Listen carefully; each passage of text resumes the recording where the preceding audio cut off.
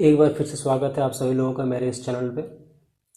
आज हम लोग बात करने वाले हैं झारखंड के जो गौरवशाली इतिहास रहा है, उस इतिहास में किन किन जनजातीय समुदायों ने मिलकर अपना राज्य व्यवस्था स्थापित किया और किस तरह से वो अपना राज्य व्यवस्था को सुचारू रूप से चलाएं, जो कि कहीं ना कहीं जेपीएससी और जेएसएससी के सिलेबस में काफ़ी महत्वपूर्ण है।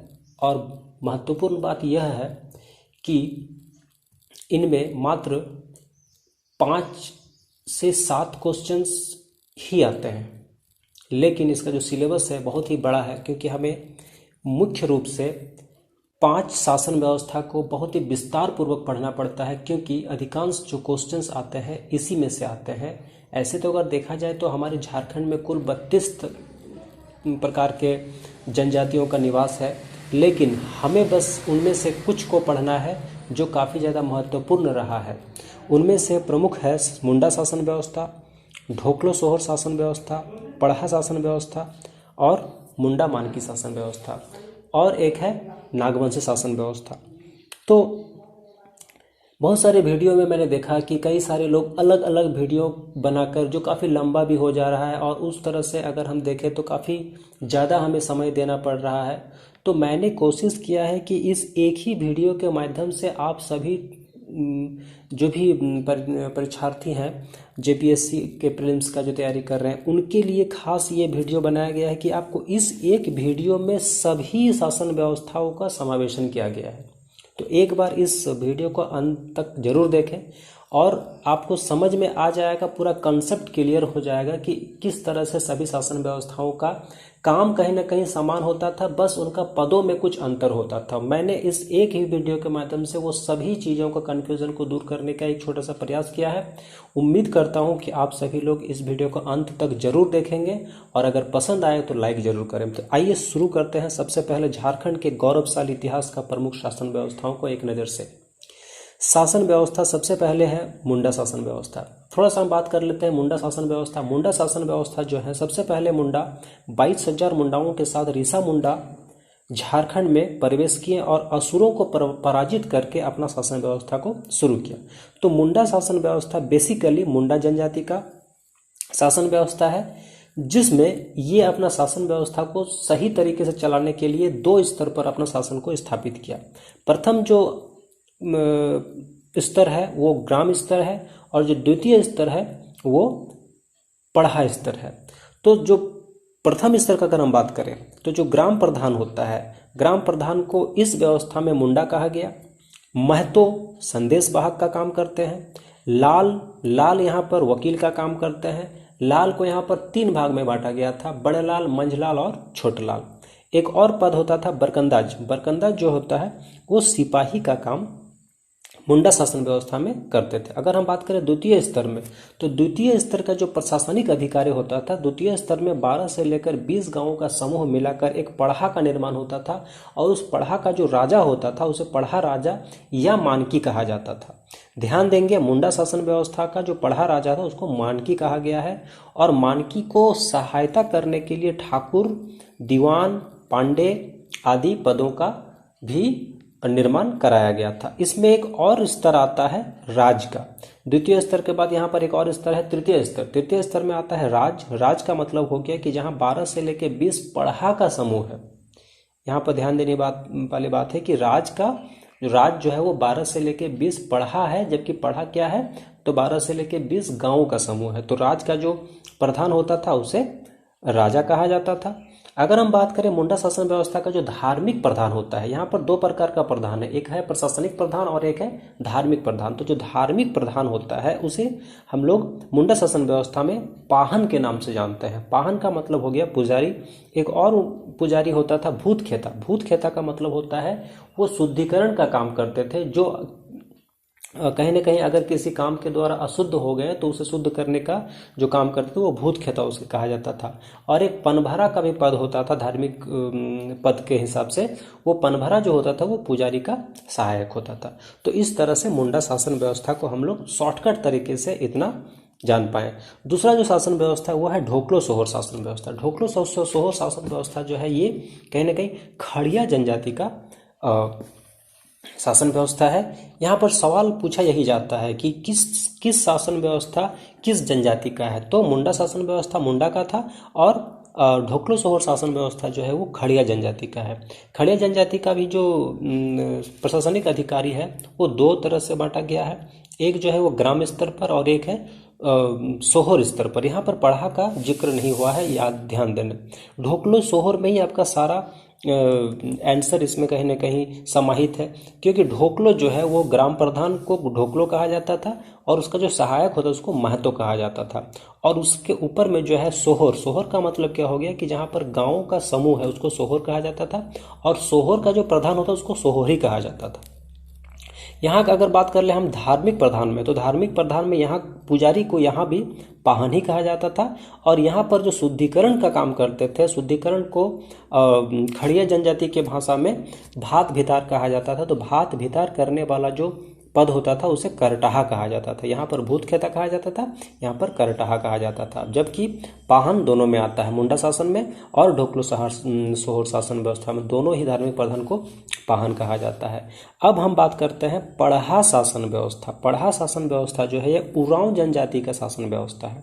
ध्यान देने वाली बात है कि जो पढ़ा शासन व्यवस्था वो किस जनजाति का है, तो उरांव जनजाति का है। इसमें दो स्तर पर इसका भी प्रशासनिक अधिकारी को बांटा गया था, जिसमें जो ग्राम प्रधान होता है, ग्राम प्रधान को हम लोग उसमें महतो के नाम से जानते हैं। यहाँ पर ध्यान देना है कि जो पढ़ा शासन व्यवस्था है उसका जो ग्राम प्रधान उसे क्या कहा जाता था, महतो। और जो संदेश वाहक होता था वो संदेश वाहक यहाँ पर भंडारी कहा गया है, ठीक है। और मांझी एक पद होता था, मांझी जो है वो महतो का सहायक होता है। तो इस प्रकार से पढ़ा शासन व्यवस्था को हम लोग जान लिए। अगर हम बात करें पढ़ा शासन व्यवस्था का, ये तो ग्राम स्तर हो गया। अगर हम बात करें उसके ऊपर का जो स्तर है द्वितीय स्तर, बात करें द्वितीय स्तर में इसे भी पढ़ा कहा जाता था। पढ़ा का मतलब तो आपको पता ही है, पढ़ा का मतलब होता है गाँव का समूह, और गाँव का समूह मिलाकर बनता है पढ़ा।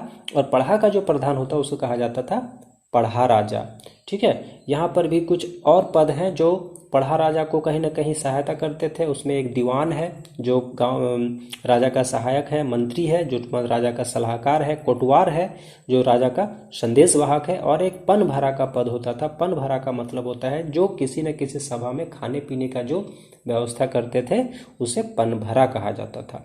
अब अगर हम बात करें पढ़ा शासन व्यवस्था का जो धार्मिक प्रधान है उसको क्या कहते थे, तो यहाँ भी पाहन ही कहा गया है।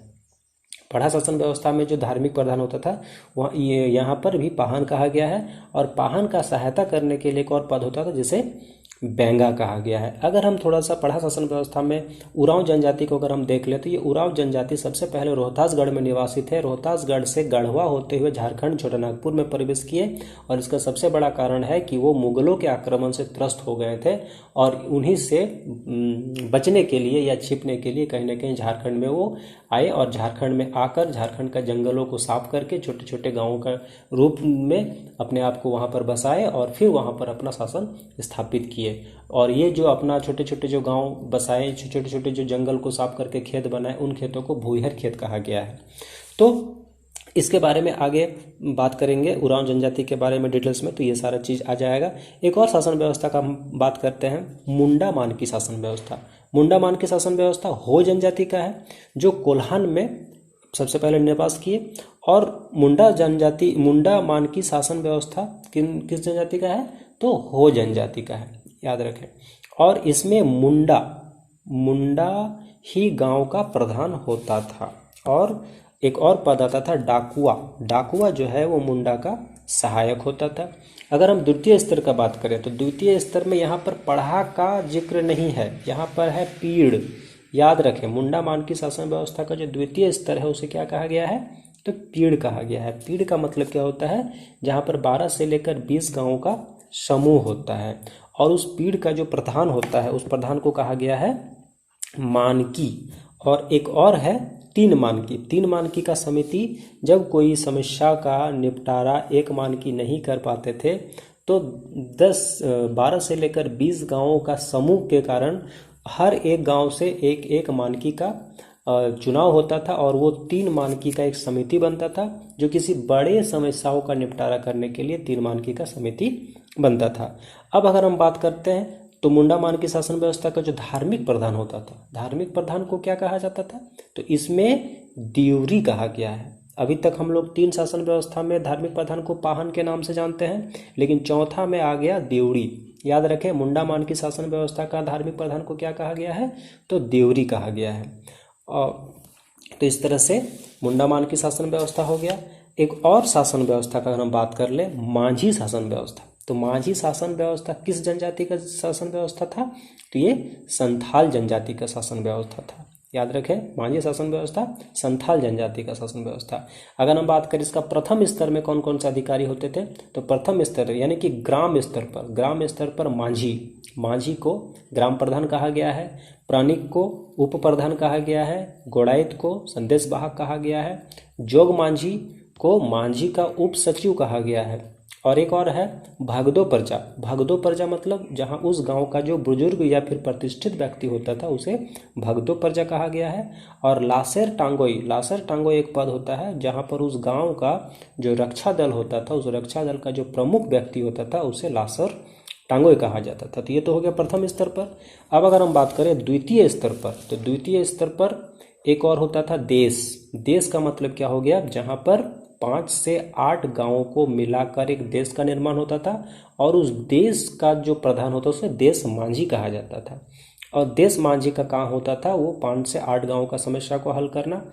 एक और पद आता था उसमें, एक और शब्द है परगना का मतलब क्या होता है, जहां से 15 से 20 गांव का समूह मिलकर एक परगना का निर्माण होता था, और उस परगना का जो प्रधान होता था उसे परगनेत कहा गया है। और परगनेत का काम क्या होता था, वो 15 से लेकर 20 गांवों का जो है वो हेड होता था, उसे परगनेत कहा गया है।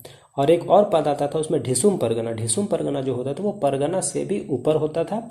अगर कोई समस्या परगना के द्वारा नहीं निपटारा किया गया तो वो ढिसुम परगना में जाता था। और यहाँ पर एक और है धार्मिक प्रधान का अगर बात करें तो मांझी शासन व्यवस्था में जो धार्मिक प्रधान होता था उसे हम लोग नायके के नाम से जानते हैं। याद रखें, मुंडामान की शासन व्यवस्था में पाहन, पढ़ा शासन व्यवस्था में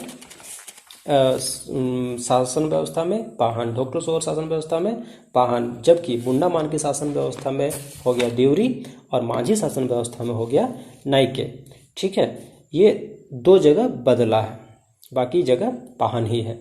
एक और चीज़ हम लोग जान लेते हैं, मांझी शासन व्यवस्था में एक पद आता था करेला। एक शब्द आता था। करेला का मतलब क्या होता है, करेला का मतलब होता है कि मांझी शासन व्यवस्था में अगर किन्हीं व्यक्ति के द्वारा किसी तरह का कोई मतलब गतिविधि जो कहीं ना कहीं उसके गतिविधि के लिए अगर उसे दंड दिया जाता था तो उस आर्थिक दंड को करेला कहा जाता था, जो 1 से लेकर 1.5 रुपये के बीच में होता था। तो ये एक करेला जो है एक प्रकार का आर्थिक दंड होता था।